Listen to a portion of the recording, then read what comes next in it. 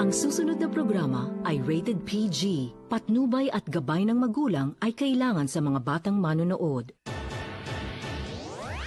Miyerkules ng gabi po ngayon mga kapatid at syempre January 11, ito pa rin po ang Juicy. Magkakasama kami ni na IC Mendoza. Sino naman kaya pepeg niya ngayong Gladys Reyes? Hello And of there. course, Shalala at ang aming prinsesa Alex Gonzaga. Magandang gabi. At heto na po mga kapatid ang panahon para silipin natin kung anong laman ng ating headlines ngayong gabi. Walang kawala ang mga pinagpipistahang issue ngayong Miyerkules. Tutok na sa pinakamainit na showbiz chikahan.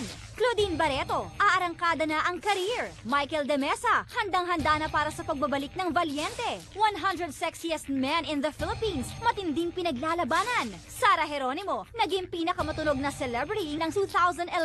Pauline Luna, itinanggi ang balitang nagdadalang tao kay Bossing Vic. Ann Curtis, may mga matitinding pasabog sa darating na concert. Carmina Villaruel, kumpirmadong lilipat na sa ibang network. At ang pinakamalaking balita ngayong araw, megastar Sharon Cuneta, inilatag na ang mga gagawing proyekto ngayong taon.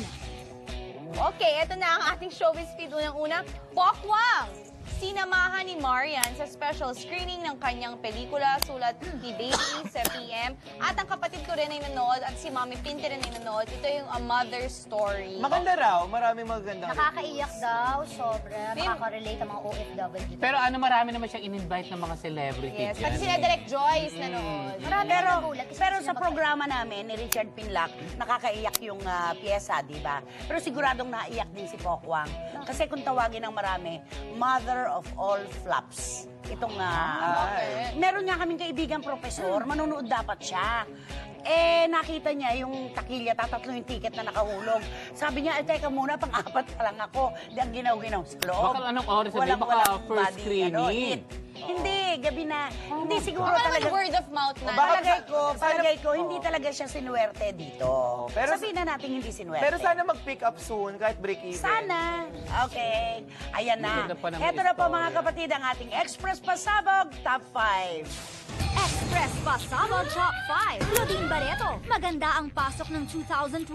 Very promising ang taong 2012 sa magaling na aktres dahil bukod kay Shirley Kwan ay pumirma na rin ng kontrata si Claudine with Boss Vic Del Rosario of Viva Films. Si Boss Vic na raw ang makikipag-negotiate para kay Claudine na hindi malaman kung mananatili pa rin kapuso matapos mag-expire ng kanyang kontrata with GMA sa darating na February. Pero sad news naman sa mga umaasang matutuloy ang movie nila ni Mark Anthony Fernandez dahil balitang shelved na raw ang nasabing project as of the moment. At sa atin pong pagbabalik sa Juicy mga kapatid, syempre ang aking baon. Hindi ba si Pauline mula nung Lunes hindi napapanood sa Itbulaga Ay. after New Year? Ang alam ko, babalik siya sa Sabado pa lang. Nagkasakit siya. Kahit naman ang mga kaibigan natin sila Zaldi Aquino, manggaling sa Hong Kong, wasak ang mga labi sa sobrang lamig. sobrang lamig. So nagkaroon ng flu si Pauline dahil doon sila nagpasko ng kanilang pamilya. Eh kaso, ang inuugnay nga sa kanya, si Bossing Vic Soto. Kaya ang sabi, kaya raw wala si Pauline, ay dahil nga nagdadalang tao raw kay Bossing yan na Vic. naman. Pangalawa, kaya raw nagpapatayo ng bahay, galing daw kay Bossing Vic ang kanyang pera. Ito lang ang sasabihin natin, nakausap namin mismo yung manager ng Metrobank dito sa Tandang Sora kung saan siya naglalagak ng kanyang kinikita. Nasasaktan yung Madam Corny na tinatawag nila dahil bakit daw ganun? Alam naman niya ang labas-pasok ng pera ni Pauline at alam naman natin na hindi siya bumubuhay ng pamilya niya. Kanya lang yon. Eh sa Tierra Pura, itong subdivision na sinasabi, nagpapatayo siya ng bahay ngayon doon na may swimming pool. Hindi galing kay Vic Soto ang pinampapatayo niya dahil galing yon sa pinagbilhan niya ng 5 units na townhouse na ipinagawa niya noon. Ang laki ng 5 price niya doon. units? And Doon then, din, sa Tierra Pura. Tsaka din. yung ano niya, yung plano niya magpatayo ng bahay, before pa maging sila ni Boss Vic. Oo. Eh, Bossing patay- Vic. Ni Bossing Vic Soto. Ayusin Nanay, natin. matagal na rin naman po artista si Pauline. Baka nakapag-ipon siya ng sobra. At saka, karagdagan na lang siguro, Alex, dahil napakayaman Oh, ng tsaka pamilya yun nga, nila. Sa totoo unfair lang. para akusan siya ng ganun. Kasi nga, hindi naman siya breadwinner, may kaya naman talaga yung family Mayaman to talaga begin yung with. pamilya niya sa Nakakawa Valenzuela. si Pauline. Yes. Taga sa atin si Pauline, sa isla. Nakakawa nga siya, biro mo, binigyan kagad ng kulay yung pag-absent niya sa Itbulaga. Sinabi kagad, buntis na, at kung ano-ano mga paninda. Ganun talaga Kawawa pag na. hot items Eh, hindi pa nga Mainit ang sila mata umaamin sa ni kanila. Bossing kung talagang sila. Pero ang mahalaga, ayon sa aking source, dumadalaw okay. si Bossing Vic habang may sakit. Basta So, ngayon, Okay. hot item, si Bossing Yes, Vic yung at mga si Pauline. onting gawin lang nila pinapansin. Si Zaida, di ba yung dancer? Yes, opo. Sabi nagdadalang tao Yes. rin daw kay Dahil kay Bossing Bossing Vic. Vic. Ano ba naman Lahat to? na lang, Lahat na inaako lang. Ay, na. Mitch, nagchika pala ako dyan about Saida. Nakalimutan ko. May nagsabi sa akin na isang very reliable source. May sinabi niya sa akin na ano, na Ay, si Miguel ba? ganun, sabi sa akin ng source ko na to na sabi mo nga na hindi nanununog at very reliable. Kinagulat niya kasi sabi, eto, love natin si Pauline Luna, pero si Pauline Luna daw, pinaalis na daw si Saida sa Itbulaga. Imposible. Si Zaida ang karelasyon, isang politiko sa Batangas, yun lang.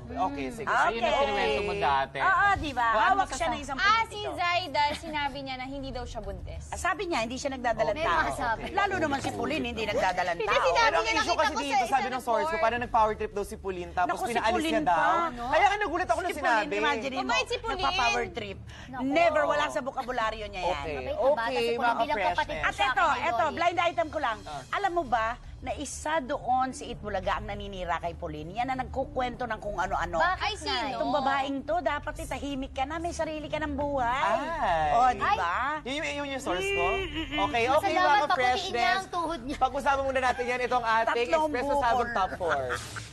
Express Pasabog Top 4. Michael Damesa, suportado ang bagong Valiente.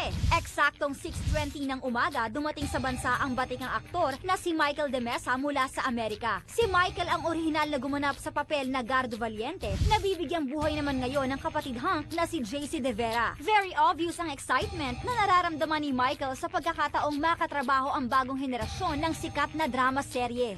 Siyempre, I wanted to be part of it kasi Valiente naman has been a very important part of my life din eh. So, gusto ko rin maging bahagi nitong remake na to.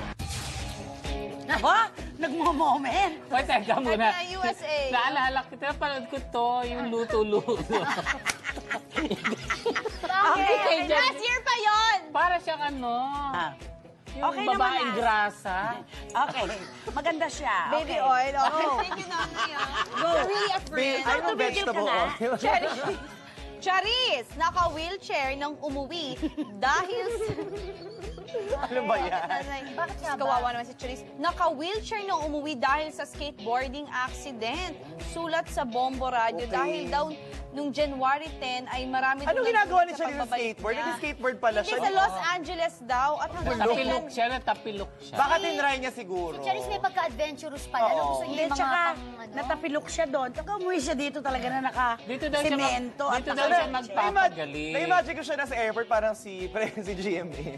Hindi nakakaloka doon. Lahat naman nag-i-interview, gustong itulak siya sa wheelchair. Ako naman. Baka ako naman. mamaya, dire-diretso Oo, yun. oo, Uy, oo. sana ano yun natin, pag-pray natin na gumaling yung Pero alam mo, ang natutuwa ako dyan, Regalo. yung brother niya, Hindi na tusok. Ganun pa rin, tusok-tusok pa rin. yung brother niya hawak yung cane. Kaya naman pala. Kasi daw nung naano si Charis, yung brother niya, nag-spike. Hindi nahawakan si Charis. Okay, Star Connection! Okay, mga ka-freshes, ito ng ating Star Connection. Galing kay Miss Lea Salonga via Twitter. Sabi niya, how nice to be greeted by this today. Plus a slew, S-L-E-U-W of iPhone 4 cases too. Thanks, honey. Ayan. So, binigyan siya ng iPhone 4 na kanya. Tapos Nina, sasabihin, Nina. sasabihin, naghiwalay Oo, na. dami mga cheese naghiwalay sila. So, tingnan mo, nag-iPhone 4. Okay. At pag Lea Salonga, yun na yun. Pangalan pa lang, di ba? Saan daw made? Yun na Finland o yun. China? Ano yun? Saan daw made? Finland o China? Ano? Japan. England. Ay, Okay. nako. Sa Grabe. 5110? Okay, ang dami-dami pa namin kasing sorpresa Dahil ito dahil... ang huling hagupit ng chikahang nag-iinit. Todo ang hirit sa... Juicy!